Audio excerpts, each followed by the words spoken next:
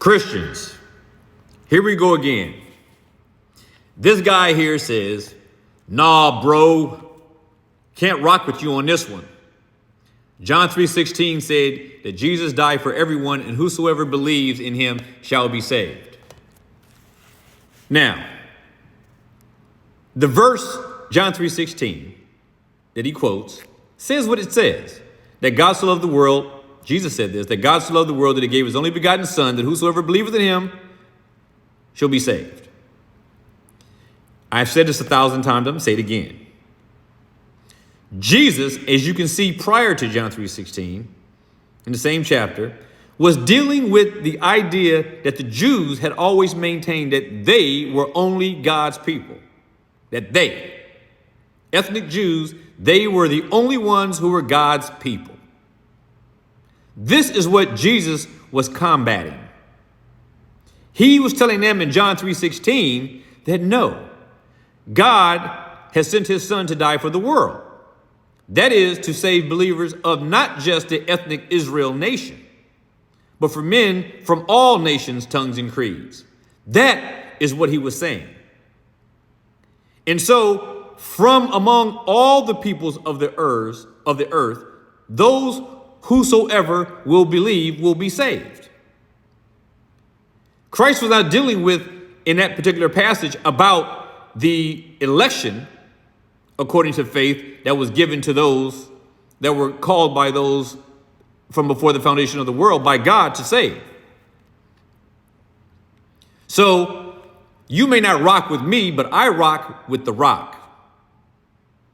And it is very clear in the scripture that the words of God tell us plainly, Jesus did not die and shed his blood for everyone, because not one drop of his blood will be wasted, and it would be wasted if anyone that he died for perished. What you are saying is that when Jesus died on the cross, he didn't actually save anyone. He just simply made it possible for everyone to be saved. And that's not what happened. What happened at Calvary is that Jesus actually saved his people. In Matthew 1, verse 21, the angel Gabriel came to Joseph and Mary and said these words, "You shall call his name Jesus." Why? For he shall save his people from their sins. Not make it possible for them to be saved. He didn't die to simply give you a choice of salvation. He died to do for you what you could not do for yourself. He died in order to do for you what was impossible for you to do. Now, you might say I'm restricting the efficacy of Christ's death by saying he only died for a few, which is exactly the truth. Jesus only died for the few, those who he saved. Now, when I say few, I mean by comparison to all those who perish. But those who he actually saves is a number that cannot be numbered. But if you accuse me of limiting the extent of Christ's death, then I have every right to accuse you of limiting the power of it. You say that when Jesus died, that he didn't actually save anyone. Only when they believed is when he saves them. And that makes puts salvation in man's hands and not God's hands. It makes salvation a matter of man's will, not a matter of God's will. And on top of that, it assumes that man has a will that chooses and desires God prior to his conversion. Your assertion is that God only chooses people after they chose him. That makes man in charge. That God only saves them after they save themselves. That puts man in charge.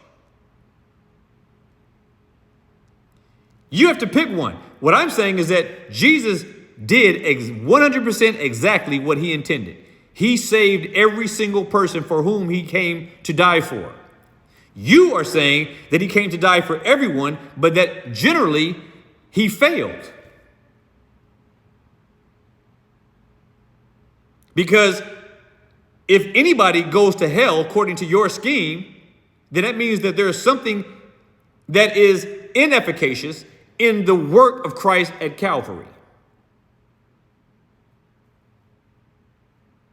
So if you don't rock with me on this one, you're not rocking with the truth. Let me give you a few verses. It says here in Romans 5, verse 10, for if while we were enemies, we were reconciled to God by the death of his son, much more shall we be saved by his life.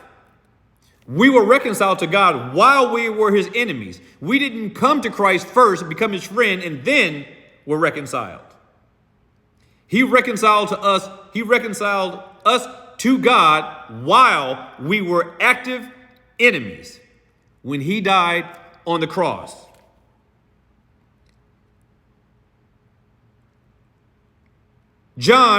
First Peter 3, verse 18. Christ also died for sins once for all, the righteous for the unrighteous.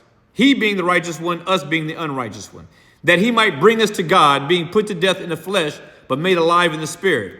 In other words, Christ died for sins once and for all, righteous for the unrighteous. Meaning that when he died for us and brought us to God, we were in an unrighteous state, an unrighteous condition. In Hebrews 9, verse 14, how much more shall the blood of Christ, who through the eternal Spirit offered himself without blemish to God, purify your conscience from dead works to serve the living God? In John 10, Jesus says in verse 11, I lay down my life for the sheep. Let me bring this up again. John 10, verse 11. Jesus says, I am the good shepherd. The good shepherd gives his life for the sheep, not the goats, the sheep. As the Father knows me, even so I know the Father. I lay down my life for the sheep. You have to say that all mankind are his sheep that the Father gave to him. If you can say that, I'm done making an argument. If you can tell me that the Bible teaches that all of mankind are his sheep, then I will rest my case and walk on and leave you alone. But Jesus said, I lay down my life for the sheep that my Father gave me. Because if you say that all mankind are his sheep, then John 3:16 makes sense, the way you interpret it. Otherwise, you have to explain how Jesus, on the day of judgment, separated his sheep from goats. And then you have to come up with another dumb, crazy analysis where you would say that, well, the sheep used to be sheep and they became goats. Or that the goats who used to be goats became sheep. You have some serious understanding that you need to do. And this goes for anybody who believes like this. Christ did not fail in his mission. His mission was to save all those whom the Father gave him, and he did just that. Be provoked and be persuaded.